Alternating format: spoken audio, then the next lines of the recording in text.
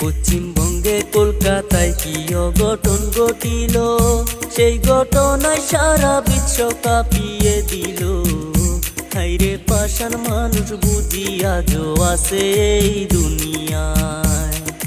ভূমি তার ঘটনা শুনলে কলজা পাইটা যায়। 18 জন মানুষ মিলে একলা তারে দর্শন কইরা যায়। একলা ঘরে শিকার হয়ে কান্দে হায়রে হায়। চিৎকার করে কান্না করলেও কান্না শোনার মতো কেহ নাই। হাতে পায়ে দড়ি দিয়া শক্ত করে বেঁধে, হায়রে মানুষ পাষাণ তোমরা কি করিলে। পাগল হইয়া চিৎকার করে তবু রেহাই দিলা না তারে। ডক্টরেরই রিপোর্ট মতো জানা যে গেল, শরীরেতে 113 টাকা মুরের চিহ্ন। মানুষ রূপে কুত্তা হইয়া দেখাইল তাদের চিহ্ন। মায়ের বুকটা খালি কইরা নীলা যে কেরে, এখন মায়ের চোখের জলে সাগর যায় সে।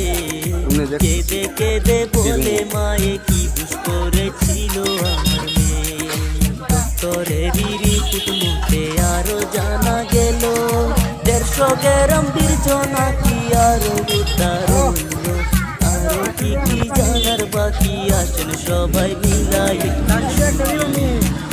ঘরের মেয়ে ছিল বাবাই দর্জি, অনেক কষ্ট করে তারে লেখাপড়া করা। মায়ের মনে আশা ছিল আমার মেয়ে করবে ডাক্তারি। কইরা কাইরা নিলে জালিম তুমি প্রাণ, চোখ খুলিয়া দেখো জালিম তুমি মায়ের সন্তান। আরো যদি সবাই মিলা করো একটু মাজাতির সম্মান। দুনিয়াতে আইছি সবাই 2 দিনের মেহমান, কে থাকবে কে যাইবো আগে হিসাব জানা নাই। আসেন সবাই সময় থাকতে ভালো কিছু কাম কইরা যায়। এই মুহূর্তে খবর এলো একজন ধরা পড়লো, বাকি 17 জন আছে তাদের ক্ষমা নাই। আপনাদেরও মতামত কি কমেন্ট কইরা একটু বইলা যান। ভিডিওটা দেখার জন্য ধন্যবাদ জানাই।